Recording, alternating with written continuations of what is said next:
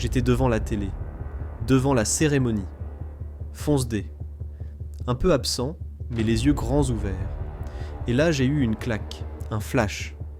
Ce que je regardais, c'était pas juste un match, c'était pas juste un club qui soulève un trophée. C'était une page d'histoire qui se tournait. Le Paris Saint-Germain, l'équipe que tout le monde déteste, le club de la capitale, méprisé dans les bars, insulté dans les stades, conspué à chaque déplacement. Le club de Paname, comme ils disent. Arrogant, bling-bling, plein de fric. Ce club-là.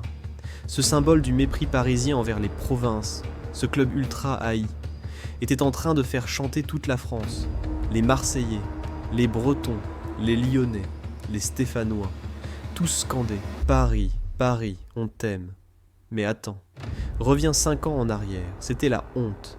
Paris, c'était les pleureuses du foot européen. C'était l'équipe qui achetait tout, mais qui perdait toujours. L'équipe qui investissait des milliards et qui s'inclinait contre le FC Nantes ou Ajaccio un dimanche soir sur Canal. L'équipe qui avait Neymar, Mbappé, Messi et qui se faisait sortir en 8e. Le monde entier se foutait de nous. Même en France, on les détestait.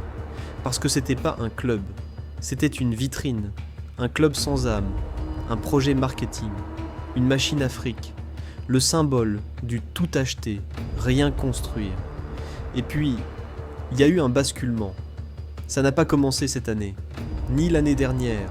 Ça a commencé quand ils ont échoué, encore, et qu'ils ont arrêté de jouer les rois, qu'ils ont arrêté de faire les malins avec des transferts à 222 millions, qu'ils ont arrêté de recruter des stars qui ne parlaient même pas français, et qu'ils ont commencé à regarder ailleurs. Kvaratskhelia, par exemple, un ovni. Naples en voulait 120 millions. Ils ont attendu. En janvier 2025, ils l'ont pris discrètement. Pas de fanfare, pas d'annonce, pas de vidéo TikTok avec un hélicoptère ou un jet privé. Juste un mec, doué, travailleur, humble. Et le terrain a parlé. Puis il y a eu les jeunes, Mayoulou, Baldé, Zahir Emery.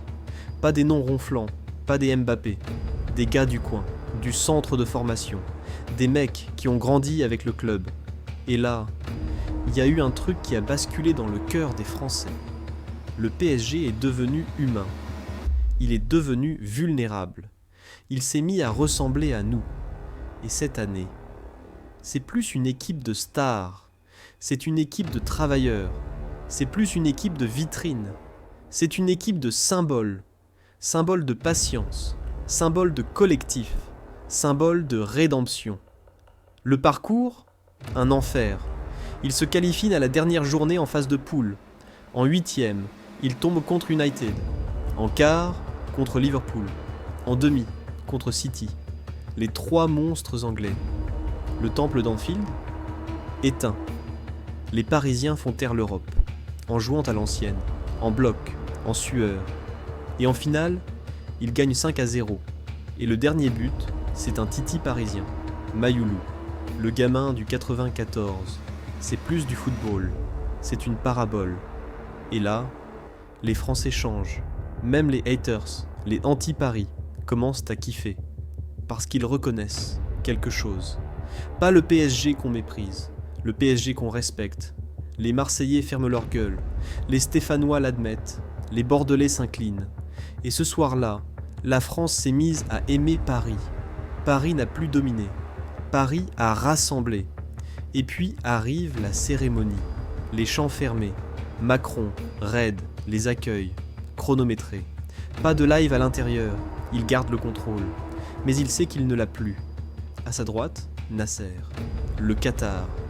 Le vrai boss, c'est pas Macron, c'est ceux qui financent. Et tout le monde joue son rôle. Le président de l'OM est là. Presnel Kimpembe soulève la coupe. Le vieux soldat qui n'a même pas joué cette saison. Mais on le met devant, parce que c'est symbolique, parce que ça parle aux gens, parce que c'est le club du peuple maintenant. Et Marquinhos, il pleure. 12 ans de galère, d'échecs, d'humiliation. Et il pleure. Et les gens pleurent avec lui, parce qu'il incarne le PSG qu'on respecte. Fidèle, travailleur, silencieux, loin des égos, loin des blings, un mec humain.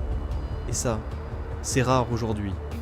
Et moi, je suis là, toujours fonce-dé, mais lucide. Et je me dis, putain, c'était écrit d'avance.